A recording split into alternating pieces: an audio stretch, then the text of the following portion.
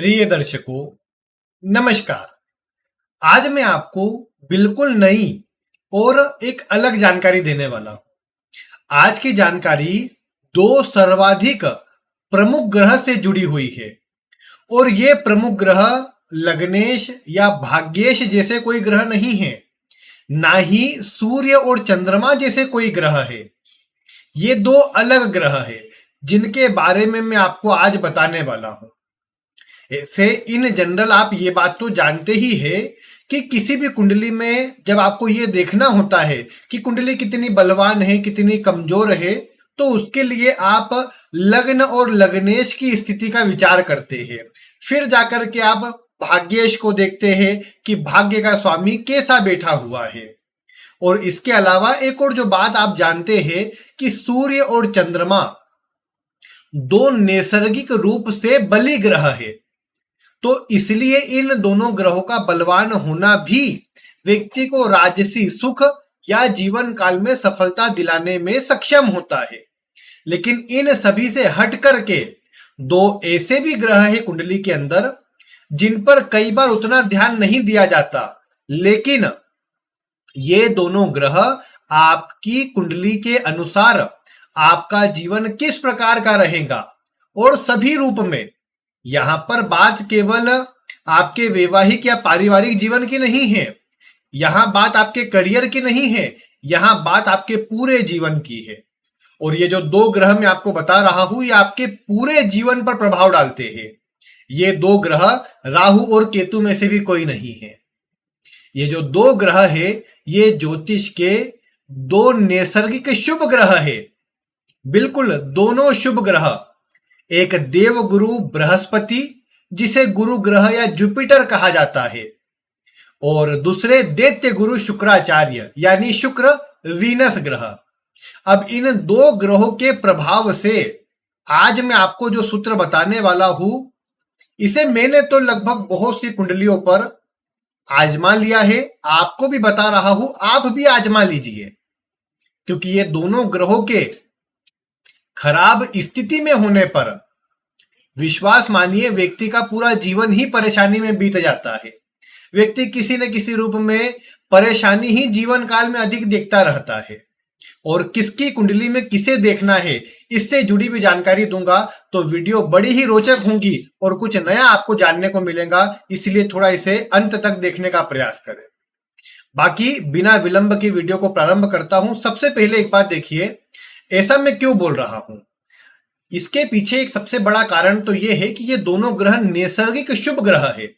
और नैसर्गिक शुभ ग्रह यानी ये किसी भाव में भी बैठे, कहीं पर भी बैठे, अपने अंदर जो शुभता है उसे कभी समाप्त नहीं होने देंगे, या ये स्वयं हमेशा शुभ ही रहेंगे। अब इसीलिए जब भी कुंडली के दो नैसर्गिक शुभ ग्रह या तो दोनों ही खराब स्थिति में चले जाए, या पर्टिकुलरली अगर आप देखेंगे कि किसी पुरुष की कुंडली में, लड़के की कुंडली में शुक्र खराब हो जाए और किसी लड़की की कुंडली में गुरु खराब हो जाए, तो ऐसी स्थिति के अंदर भी बहुत बड़ी मात्रा में आप पाएंगे कि ऐसे व्यक्ति के जीवन में परेशानियां अलग अलग रूप में आती रहती है और व्यक्ति जीवन काल में उलझनों में, परेशानियों में, विभिन्न प्रकार की एक प्रकार से प्रॉब्लम में पड़ता रहता है। संघर्ष कभी समाप्त नहीं होता। तो ये बात इन दोनों ग्रह से जुड़ी हुई है। अब बहुत से दर्शकों के मन में आएगा कि ये दोनों ग्रह पीड़ित कैसे माने जाएंगे, तो उससे जुड़ी जानकारी देता हूं। फिर आपको मैं उदाहरण कुंडलियों के माध्यम से जानकारी दूंगा, और मुख्य जानकारी शुरुआत में पहले दूंगा वैवाहिक जीवन से जुड़ी कि ये दोनों ग्रह वैवाहिक पारिवारिक जीवन पर कैसे असर डालते हैं, और फिर जानकारी दूंगा आपको कि ये जो दोनों ग्रह है ये आपके ओवरऑल जीवन पर कैसे प्रभाव डालते हैं। तो मैं विषय में आगे बढ़ता हूं। सबसे पहले ये समझिए कि दोनों ग्रह पीड़ित कैसे हो सकते हैं। शुभ ग्रह है तो शुभ ग्रह को पीड़ित करने का काम पापक ग्रह कर सकते हैं या क्रूर ग्रह कर सकते हैं। अब पापक ग्रह कौन, क्रूर ग्रह कौन? तो देखिए, क्रूर ग्रहों में सूर्य और मंगल को लिया गया है कि सूर्य मंगल या तो गुरु या शुक्र के साथ में बैठ जाए, या इन्हें किसी भी दृष्टि से देखते हो। ये पहला प्रभाव हुआ। लेकिन एक किसी के साथ होने से, किसी के देखने से फर्क नहीं पड़ेगा। मतलब आप मान लो किसी की कुंडली में गुरु सूर्य साथ में है, तो आप उसको ये नहीं बोल सकते कि हाँ भैया आपके जीवन में तो परेशानी ही रहना है। यहां पर आपको इन बातों पर ध्यान देना होगा कि जैसे मान लो किसी की कुंडली में शुक्र मंगल साथ में है, और ऐसे व्यक्ति के शुक्र मंगल पर राहु की भी दृष्टि पड़ रही है, या राहु भी साथ में आ गया, या केतु की दृष्टि है, या शनि की दृष्टि है, यानी शुभ ग्रह पर दो पापक ग्रहों का या क्रूर ग्रहों का इकट्ठा प्रभाव आता हो, तब जाकर के आप बोल सकते हैं कि निश्चित रूप से ये ग्रह पीड़ित स्थिति के अंदर है। तो शुभ ग्रह किसी दो पापक ग्रह के प्रभाव में हो तो पीड़ित माने जाएंगे, शुभ ग्रह राहु केतु के अक्ष में स्थित हो तो भी खराब माने जाएंगे। अगर ये दोनों शुभ ग्रह अपनी आपकी कुंडली अनुसार, मतलब जिस भी राशि में जहां पर भी ये उच्च के होते हैं, जैसे गुरु उच्च के होते हैं कर्क राशि में, तो गुरु या तो कर्क राशि में बैठे हो, इसके साथ एक कंडीशन है, शुक्र या तो मीन राशि के बैठे हो, दोनों में से कोई भी उच्च राशि के हो, लेकिन इन दोनों को कोई भी ग्रह देखता नहीं हो, तो ऐसी स्थिति के अंदर भी ऐसे ग्रहों का प्रभाव खराब होगा, कमजोर होगा। यानी ऐसे समझ लो इसे कि आपके पास अच्छा ज्ञान है, अच्छी नॉलेज, अच्छा प्रभाव है आपके पास, लेकिन आपकी वैल्यू करने वाला कोई नहीं, आपका ना कोई साथ देने वाला है और ना कोई आपसे पूछने वाला है। तो अब मुझे बताओ कि उसकी वैल्यू क्या रह गई। मतलब मैं आपको यह कहूं कि एक ऐसा व्यक्ति आपने देखा और आप बोल रहे हो कि इसको कितना ज्ञान है, तो आपने देखा है तो बोल रहे हो। मान लो कोई ऐसा व्यक्ति है कि आप कई बार सुनते हैं ना कि, या अलग अलग कोई वीडियो में आपने देखा होगा कि लोग कहते हैं कि इंडिया में टैलेंट की कमी नहीं है। तो ऐसा क्यों बोलते हैं? क्योंकि आप जानते हैं कि हर दूसरी गली में, हर एक नए स्थान पर आपको कोई न कोई ऐसा व्यक्ति दिख जाएगा जो अन्य से बिल्कुल अलग होगा। बस उसका परिवेश, उसके आसपास का रहन सहन उसको उस लेवल तक नहीं पहुंचने देता जो उसके टैलेंट के बलबूते पर उसे मिलना चाहिए। तो बस ये वही बात है कि आपके पास बहुत अच्छी स्थिति है, आप बलवान स्थिति में हैं, आपके पास बहुत ज्ञान है, लेकिन क्या हो जब उस ज्ञान की वैल्यू करने वाला ही कोई ना हो, यानी आपको ना कोई देखता हो और ना ही कोई आपसे पूछता हो, ना ही कोई आपके साथ में हो, तो उस ज्ञान का, उस वैल्यू का कोई मतलब नहीं है। तो यहां उच्च का कोई ग्रह बैठा हो, विशेषकर ये दो शुभ ग्रह उच्च के बैठे हो और इन्हें कोई नहीं देखता, तो इनकी हालत भी वैसी ही हो जाती है कि सब है तो सही लेकिन मैं कुछ कर नहीं सकता, और वैसी स्थिति में भी ये नेगेटिव प्रभाव देते देखे गए।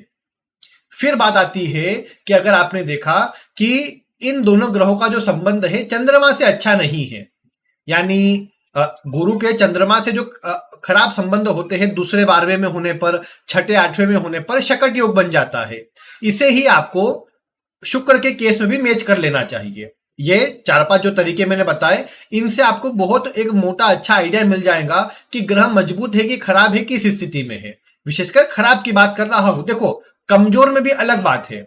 आपकी कुंडली में होता है कमजोर हो, कमजोर का मतलब क्या है कि ग्रह अपनी नीच राशि में है तो दिख रहा है कि कमजोर है, लेकिन इसका अर्थ ये नहीं कि वो पीड़ित है या खराब है। कमजोर ग्रह अपने प्रभाव कम दे पाता है, लेकिन पीड़ित ग्रह अपने प्रभाव खराब देता है। बस यही अंतर है जो आपको समझना है। अब मैं आपको बिना कुछ बातों में उलझाए, ज्यादा टेक्निकल बातों में न ले जाते हुए सीधे कुंडली की ओर, या जो अलग अलग कुंडलियां मैंने आपके लिए निकाल के रखी है उदाहरण पूर्वक, उनकी ओर लेकर चलता हूं और आप उसमें देखिए केवल शुक्र और गुरु की स्थिति में समझाने का प्रयास भी करता हूं। सबसे पहले इसी कुंडली को आप देख लीजिए। इस कुंडली में आप देखेंगे तो ये तो ऐसा दिख रहा है कि सप्तम भाव में शुक्र है शनि के साथ में, और उस पर राहु की दृष्टि भी है। तो यानी इसमें क्या हुआ कि शुक्र शनि का प्रभाव है, और मतलब उस पे ऊपर भी कोई गुरु की दृष्टि जरूर है, लेकिन गुरु अष्टम के स्वामी है तो उसे शुभ दृष्टि में नहीं लिया जाएगा। बाकी फिर ये भी है कि गुरु भी स्वयं राहु के साथ में है, और उसके ऊपर भी अगर शुभ ग्रह की बात करें तो अन्य कोई ऐसा शुभ ग्रह जो कुंडली में कारक होता हो, बलवान होता हो, ऐसे किसी की दृष्टि नहीं है। तो ऐसी स्थिति में क्या हुआ, सप्तम भाव में शुक्र है, शनि के साथ में है, पापक ग्रह के प्रभाव में है, तो इसका पहला असर वैवाहिक जीवन को खराब करेगा। वैसे तो इनकी ये तो जन्म कुंडली है, नवमांश कुंडली में भी शुक्र तो पापक ग्रहों की दृष्टि में है तो खराब प्रभाव में ज्यादा है। हालांकि आपको लग्न में ही मिला लो, पहला केस तो वहीं से मिल जाएगा। हाँ, कोई ग्रह लगता हो कि इसने खराब प्रभाव दिया तो उसको नवमांश में रीचेक कर सकते हो कि कहीं वहां जाकर के तो खराब नहीं हुआ, ये बात आप मिला सकते हैं। बाकी यहां पर अगर आप देखें तो यहां गुरु शनि दोनों ही पापक ग्रहों के प्रभाव में नजर आते हैं और दोनों ही खराब प्रभाव देने की स्थिति में है। तो ये तो पहली कुंडली हुई। अब इस दूसरी कुंडली पर आ जाइए। यहां पर यदि आप देखेंगे तो जो मैंने कंडीशन बताई थी उच्च वाली, वो यहां लागू होती है। कैसे? आप देखिए यहां पर शुक्र है उच्च राशि का, शुक्र उच्च राशि का है, लेकिन इस शुक्र को कोई नहीं देखता। किसी ग्रह का कोई सपोर्ट नहीं, जिसकी राशि में है न वो साथ में है, वो भी बल्कि गुरु की राशि में शुक्र उच्चक है और गुरु स्वयं छठे भाव में है, तो गुरु भी कमजोर है। मतलब छठे के गुरु वैसे भी कमजोर, मैंने आपको बताए थे अभी कि गुरु किन भावों में अच्छे किन में खराब है, तो यहाँ छठे में तो गुरु खराब ही है। भले चंद्रमा जैसा ग्रह देख रहा है, लेकिन छठे की तो मूल एनर्जी खराब है गुरु की, तो गुरु यहाँ पर शुक्र भी खराब। तो हालांकि यहां मेन ज्यादा खराबी शुक्र में आई है, तो पारिवारिक जीवन में उतनी खराबी देखने को नहीं मिलेंगी, ज्यादा खराबी यहां देखने को मिलेंगी वैवाहिक जीवन में, क्योंकि शुक्र का ज्यादा प्रभाव, और फिर पुरुष की कुंडली में शुक्र का प्रभाव वैवाहिक जीवन पर आएगा। और इसीलिए ये कह सकते हैं कि हाँ, यहाँ व्यक्ति के जीवन में शुक्र का प्रभाव वैवाहिक जीवन में प्रॉब्लम देगा। इसके अलावा अगली कुंडली में आप यहां पर देखें तो यहां भी देखिए शुक्र यहां पर दो पापक ग्रह सूर्य और केतु के साथ में दूसरे भाव में बैठा है अपनी राशि का, लेकिन अगर आप देखेंगे तो दो पापक ग्रहों के साथ में होने से यहां खराब हो रहा है, पीड़ित हो रहा है। फिर आप देखिए कि जो गुरु है, जो यहां पर प्रमुख बनता है, वो उच्च राशि में है, लेकिन वहां पर नजर डालिए तो गुरु को कोई ग्रह नहीं देखता। चंद्रमा से भी स्थिति आप मिलाते जाइए, यहां पर भी शकट योग में है, तो कोई विशेष प्रभाव में नहीं। तो कहने की बात क्या निकली कि यहां पर भी अगर आपने ध्यान दिया तो गुरु का जो प्रभाव है उच्च का होकर, बलवान होकर के भी कोई ग्रह से सपोर्ट न होने के कारण कमजोर है और प्रॉब्लम देने वाला है बल्कि। तो इसलिए इनको भी जीवन काल में, मतलब पारिवारिक जीवन में, भाई बहनों से, घर परिवार में, वैवाहिक जीवन में भी परेशानी का सामना करना पड़ा, और गुरु की विशेष ज्यादा खराब स्थिति है। हालांकि शुक्र भी खराब है, तो वैवाहिक और पारिवारिक दोनों ही स्थिति का इनको नेगेटिव रूप में सामना करना पड़ा, और दोनों ही रूप से परेशान रहे। फिर इस कुंडली में आ जाइए। इस कुंडली में अगर आप देखें तो गुरु चले गए छठे भाव में, उस पर भी चलो दृष्टि की तो खैर छठे भाव में आवश्यकता नहीं लेने की, लेकिन उस पर भी शनि की दृष्टि, राहु की दृष्टि, दो पापक ग्रह का प्रभाव यहां भी आ गया। फिर ये चूंकि एक लेडीज की कुंडली है, तो गुरु का खराब होना ज्यादा मायने रखेगा यहां पर, तो यहां इनके दो विवाह टूट गए। हालांकि अन्य ग्रह भी संयोग में है उसमें, लेकिन कहने की बात यह है कि गुरु का जो प्रभाव है तीसरे विवाह तक ले गया वो। शुक्र को भी अगर देखेंगे तो शुक्र अपनी राशि में बलवान है, लेकिन राहु की दृष्टि और कोई पॉजिटिव शुभ प्रभाव गुरु की दृष्टि का आता है, लेकिन गुरु स्वयं कमजोर है, क्या असर देंगे। और इसे अगर आप फर्दर इनकी कुंडली में चेक करते तो आप पाते कि शुक्र अच्छे दिखने के बाद भी प्रॉब्लम आई है इनको, दो विवाह टूटे हैं। तो नवमांश कुंडली में आप जैसे ही जाएंगे, ये शुक्र वर्गोत्तम ही है, लेकिन राहु सूर्य के साथ में, शनि की दृष्टि में, यानी तीन पापक ग्रह के प्रभाव में नवमांश कुंडली में नजर आते हैं, जिसका सीधा सा मतलब यही है कि ये प्रॉब्लम देने वाला है, मतलब परेशानी देने वाली स्थिति ज्यादा निकल के आती है यहां पर। फिर अगली कुंडली में आपको लेकर चलता हूं। यहां तो सब इकट्ठे बैठे हुए हैं। यहां यदि आप देखेंगे तो कुंडली के दूसरे भाव में शुक्र पापक ग्रहों के साथ में विराजित है। यहां भी तीसरे विवाह की स्थिति आ गई है, और कारण आप देख ही रहे हैं कि गुरु को तो कोई देखता नहीं है, ऊपर से शुक्र की भी अगर आप बात करेंगे तो शुक्र भी यहां पर पापक ग्रहों के साथ घिरे हुए हैं, पॉजिटिव प्रभाव में बिल्कुल भी नहीं है। तो यहां पर भी ये कारण निकला। मतलब खैर ये जितनी भी कुंडलियां केवल आपको बता रहा हूं कैसे ग्रह पीड़ित हो रहा है, उससे आपको देखना है। अब जैसे यहां पर देखिए लग्न में गुरु चंद्रमा के साथ में, दो पापक ग्रह शनि मंगल की दृष्टि, शुक्र पर शनि की दृष्टि। अब आपने यहां देखा लेकिन गुरु चंद्रमा के साथ में है, तो यानी ग्रह को पॉजिटिविटी तो मिली है, यहां पूरी तरह खराब नहीं है। तो पॉजिटिविटी मिलने से क्या हुआ, व्यक्ति के दो विवाह जरूर हुए, लेकिन वैवाहिक सुख मिला, और आज भी मिल रहा है ये बोल सकता हूं मैं। और बल्कि दोनों विवाह व्यक्ति के चल रहे हैं, मतलब एक में भी ये नहीं बोलेंगे कि डाइवोर्स हो गया या फिर कोई मतलब किसी की डेथ हो गई, ऐसा कुछ नहीं हुआ। दो विवाह हुए लेकिन दोनों चल रहे हैं। तो इन स्थितियों से आपने क्या देखा कि यहां पर जो प्रभाव बना गुरु का या शुक्र का, ये जब खराब हुआ तो उससे नेगेटिव असर मिले व्यक्ति को। अब ये तो चलो मैंने वैवाहिक जीवन वाली कुंडलियां आपको बताई, ज्यादातर उसी मामले में कुंडलियां बताई कि जिनका असर वैवाहिक जीवन पर, पारिवारिक जीवन पर ज्यादा पड़ा। लेकिन अगर आप एक बात का विचार करें, कोई भी कुंडली आप निकालिए और ऐसे व्यक्ति की निकालिए जिसको आप देखकर बोले कि नहीं इसने अपने जीवन में केवल संघर्ष किया है, ज्यादा कुछ नहीं कर पाया है अपने जीवन में, वहां विश्वास मानिए कि वहां पर आपको शुक्र और गुरु दोनों पीड़ित अवस्था में अधिक मात्रा में मिलेंगे। जैसे मान लो गुरु शुक्र, जैसे मैंने बताया था, त्रिक भावों में हो तो व्यक्ति का या तो विवाह होता नहीं या टिकता नहीं, या कोई ना कोई पारिवारिक वैवाहिक परेशानी बनी रहती है। लेकिन यही गुरु शुक्र किसी भाव में बैठ करके खराब हो जाए पूरी तरीके से, दोनों के दोनों, तो आप पाएंगे ऐसे व्यक्ति के जीवन में उसे धन का सुख, पारिवारिक सुख या जीवन काल में जो एक स्थिरता है वो आजीवन नहीं मिल पाएगी। या आप ये बोल सकते हैं कि व्यक्ति ने जैसे परिवेश में जन्म लिया बस वही व्यक्ति की डेथ हो गई, कुछ अपने से कुछ नया कुछ हासिल नहीं कर पाया जिसको बोल के अचीव कर सके कि हाँ ये मैंने हासिल किया है, ये मैंने प्राप्त किया है।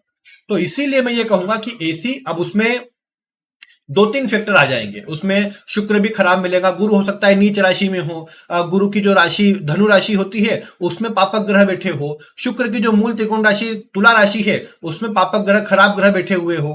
तो ऐसी सभी स्थितियों में आप क्या पाएंगे कि व्यक्ति के जीवन में व्यक्ति बस संघर्ष करते रह जाएंगे, कुछ बड़ा हासिल नहीं कर पाएंगे, कुछ अपने जीवन में अच्छा नहीं कर पाएंगे, भले अपने जीवन में कितनी ही बड़ी नौकरी शुरुआती जीवन में करते हो। लेकिन जब बात आएंगी पूरे जीवन का ग्राफ देखने की तो आप पाएंगे व्यक्ति ने जहां शुरू किया था बस वही है, ज्यादा कोई बड़ा अंतर स्थापित नहीं कर पाया जिसको देखकर आगे आने वाली पीढ़ी बोल पाए कि हाँ हमारे लिए ये काम अच्छा कर दिया जिससे अब हमको कोई चिंता नहीं है। ऐसा प्रभाव आपको बिल्कुल देखने को नहीं मिलेगा जब भी गुरु और शुक्र दोनों खराब हो। और स्पेशली यहां पर आप जा सकते हैं कि जब भी किसी पुरुष की कुंडली में शुक्र बहुत ज्यादा खराब हो तो ऐसे व्यक्ति के जीवन में उसे स्थिरता नहीं मिलने वाली, उसके जीवन में संघर्ष, उसके जीवन में परेशानी अधिक रहने वाली है, जीवन काल में अधिक मानसिक रूप से अशांत परेशान ऐसा व्यक्ति रहेगा। फिर दूसरा केस, किसी महिला की कुंडली में गुरु अधिक मात्रा में खराब हो, पारिवारिक वैवाहिक सुख और फिर खुद भी कार्य करने जाएंगे तो वहां पर अन्य से प्रॉब्लम या तरक्की मिलने में समस्या ऐसी जातिका को देखने को मिलेंगी, और अन्य की न सुनने के कारण, अन्य से न बनने के कारण ऐसी जातिका के जीवन में अलग अलग प्रकार की परेशानी, अलग अलग प्रकार की समस्याएं जीवन में बनी रहेंगी।